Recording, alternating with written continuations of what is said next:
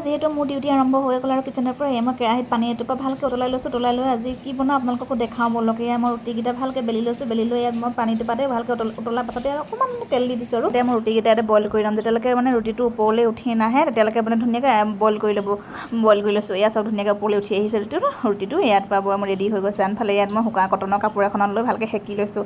সেকি লৈ এনেকৈ প্ৰথমতে ৰাউণ্ড শ্বেপত কাটিম বুলি ভাবিছিলোঁ, কিন্তু ছোৱালীয়ে মানা কৰিলে যে মা দীঘল কাটি দিয়া। তো এনেকৈ আকৌ মই ৰাউণ্ড শ্বেপটো নাকাটি এনেকৈ দীঘলকৈ কাটিব ল'লোঁ।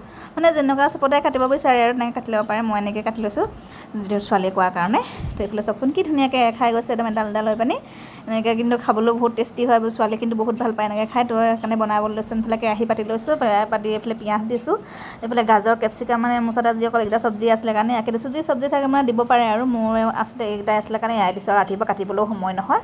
তো এইফালে মানে নিমখ অলপ দিছোঁ। এইফালে হালধি দি ভালকৈ সিজি যোৱাৰ পাছতে ইয়াত মই দি দিছোঁ ৰুটি নুডলছখিনি দি একদম ভালকৈ লৰাই লৈছোঁ। লৰাই লোৱাৰ পাছতে ইয়াত মই দিম এতিয়া চয়া চচ আৰু টমেট' চচ। চয়া চচ আৰু টমেট' চচ দিব পাৰে, কিন্তু মানে মই টেষ্টৰ কাৰণে অলপমান মানে পাস্তা মছলা দিছোঁ। এইটো অপশ্যনেল হয়, দিলেও হয় নিদিলেও হয়। মই পাস্তা মছলা অলপ আৰু চিলি ফ্লেক্স দিছোঁ। তো এনেকৈ ৰেডি কৰি মানে টিফিনত দি মেলি পঠিয়ালোঁ। চবকে ভাগে ভাগে পঠিয়ালোঁ। আৰু এয়া মই চাহ খাই পেলাই মানে আজৰি হৈ চাহ খাবলৈ বহিছোঁ আৰু এতিয়া অলপ বাই বাই। আজিলৈ ইমানেই আৰু।